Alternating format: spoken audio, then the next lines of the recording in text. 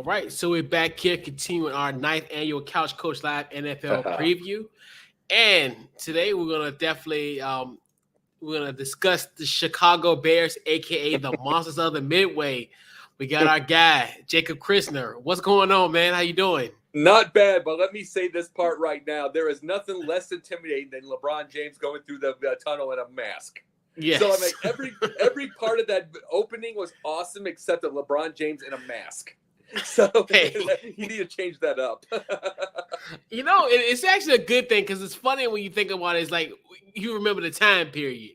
Yes. I think there's two and I always look at, especially, I always look at the time period from like January of 2020 to maybe like April, May, where it's almost like everybody who wasn't groomed at that time, hey, we got to give them grace because obviously there wasn't, barbershops, anything closed. So it's kind of like they were closed. So it was like, it was a sign of the time. So it'd be kind of nostalgic. So, it's like going to a time capsule. What's your excuse?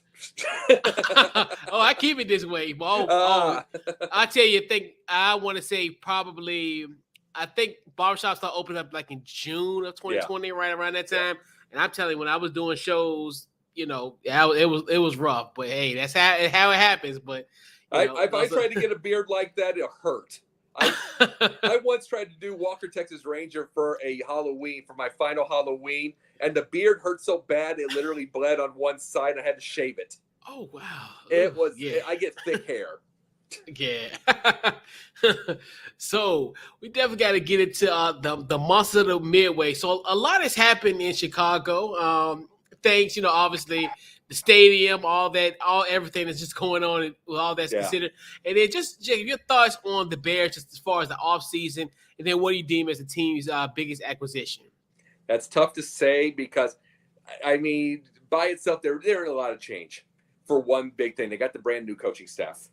By the way, the acquisition's the coaching staff. I mean, you can't get worse than Matt Nagy. I mean, Matt, I'll give you a little story here real fast. I literally spent that last year saying to him, don't play Justin Fields. Don't play him. Nagy will hurt him. Bears fans didn't want to listen. They wanted Mitch Trubisky off the rookie records. And not only did it not happen, Justin Fields is now 2-8. So, and then now, here's the thing. With this new coaching staff, he could have had a fresh start. But now it's the bigger season. So the biggest acquisition is the coaching staff. Really, but the biggest thing about it is there's also, remember, they just got N'Keal Harry. There's one big problem I have with N'Keal Harry. It's not a big issue. It's the fact that he was a third, fourth stringer in New England. The Bears are a franchise constantly looking for the wide receiver one. Outside of a couple of years, they're constantly looking for a wide receiver one. He doesn't have the reps or the experience for it. And so the biggest thing is, this is a tough place to go. So if he doesn't come through, he could be gone in 1 or 2 years. It's just we're always looking for something. They're always looking for that solution. Yeah, absolutely. So what is the biggest storyline heading into the season for the Bears, in your opinion? Biggest storyline's one that I probably made up because no one's seen it yet, but I see a lot of things going into the future, going from the now to the future.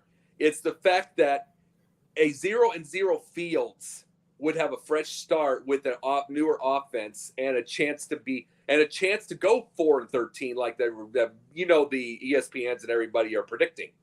He would have that chance and be able to build toward, because the whole draft next year they'll have a bunch of money right off the cap. Right off the cap. They'll have plenty to do, and they'll have their draft. Instead, a 4-13, if he would get that, would make him 6-22. 6-21. That would end him as a final first solution at QB1, and he would have the competition. So that's the biggest storyline. He has to break out. Justin Fields has to break out now. If he would have been started at 0-0, he wouldn't have to have the breakout. He could make the mistakes. But the biggest storyline, he now has to break out. Big time. And like I said, he doesn't get that time to kind of get that grace period. Now the pressure is on for him, unfortunately. Well, that was his last year. Should have been his grace period. But It's like He's under 60%. People forget this. These are the Bears fans. The Bears fans are treating him like a rock star that they're slobbering over. That's what they're treating it like because he's now the rock star. They didn't, and it's all that. But the fact is, he's under 60%. These coaches in front offices don't read Twitter. They don't care about Twitter. If he does not have a breakout year, does not have that grace period like you were bringing, I'm not saying he's going to be out next year, but that's a possibility, and also competition for sure, because he doesn't have that grace period like you just brought up. Yeah, and next year is a very QB rich draft class potentially. So yeah, you're right. Yes, indeed. So I know you alluded to it earlier as far as some of the components of the offense, but just your collective thoughts on the actual offense, just your overall thoughts on the offense for the Bears. Well, one of the problems they had with Matt Nagy was the fact that when Trubisky, well, let's say all of them, Trubisky and every quarterback that ever was with him. Trubisky was just the only one that moved the ball with Nagy. It was a miracle. Everybody, but see, everything broke down in a Nagy offense. The offensive line broke down. The run game was nothing. They ran like 10 times a game. There was nothing there. The receivers didn't know where to go. Tight ends didn't know if they were blocking or catching. Everything.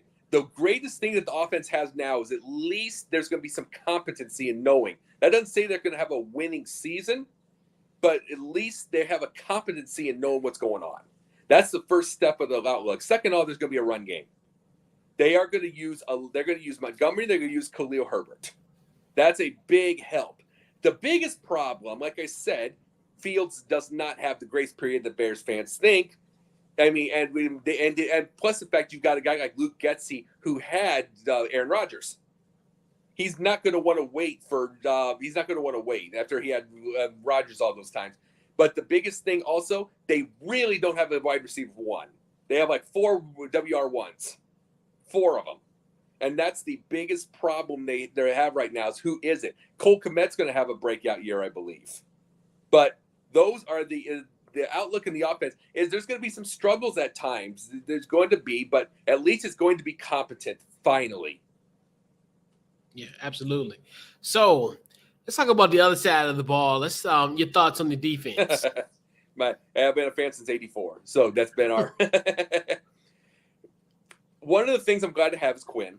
You know, you have Quinn back there. I mean, I believe for now, Robert Quinn back.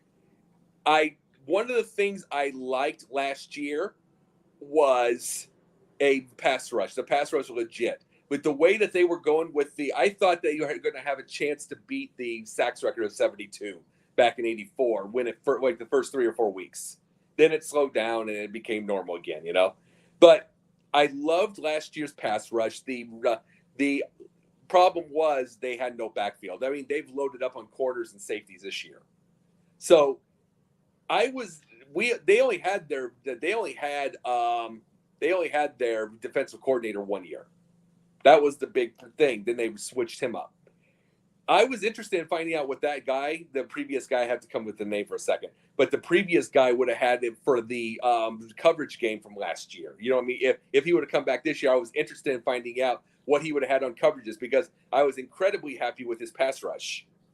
But right now, with them loading up on the cover, I'm seeing a coverage heavy.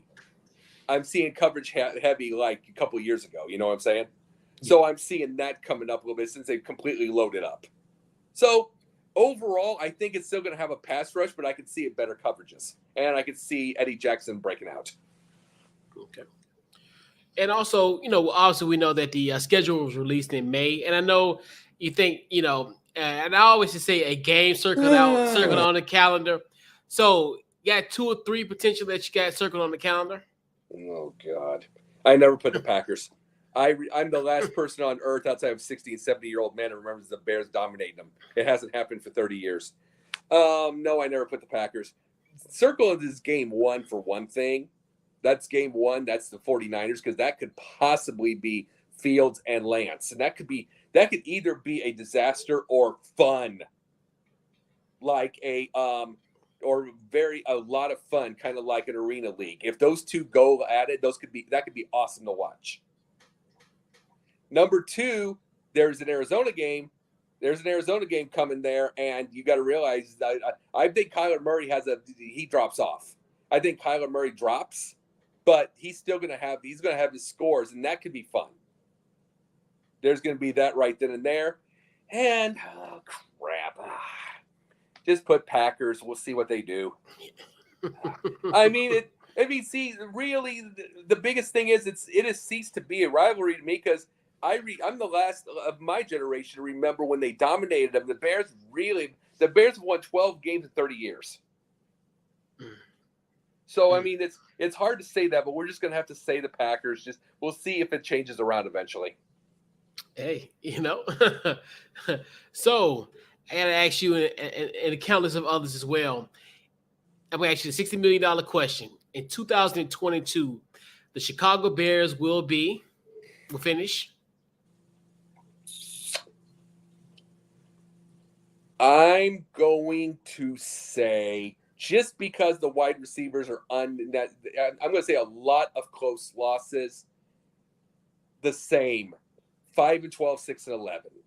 And the reason is because I am thinking of how much they're going to try. The Bears are going to try to help Fields break out, but if they don't have the weapons to help him break out yet, and we're going to see a draft and everything. They're going to get themselves a high draft, and then that's where the story becomes. I'm going to say 5-12 or 6-11 like last year's.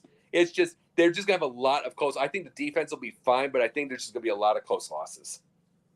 Yeah, absolutely. So we'll put a bow on this Chicago Bears preview. Jacob, tell them where they can find you on social media and also in the upcoming projects. Plug away. Well, Sunday nights, Basket Bros on the Sideline Sports Network. Monday nights during the season, Megan Price's NBA Carousel. Tuesday nights, Confidential with about 850% of the Sideline Sports crew. We do that about the Chicago Cubs. Thursday night is my flagship show myself, the Pundit's Pundit. To implore everybody to see that, then go watch that. I was here this Sunday, so I appreciate you, by the way. And I am going to be in a movie we are working on right now, me and a lady named TJ Sanson. She is a business partner. It's called The Quickening. We're working on it in pre-production right now. Oh, nice. That's definitely congratulations on that. So, yeah.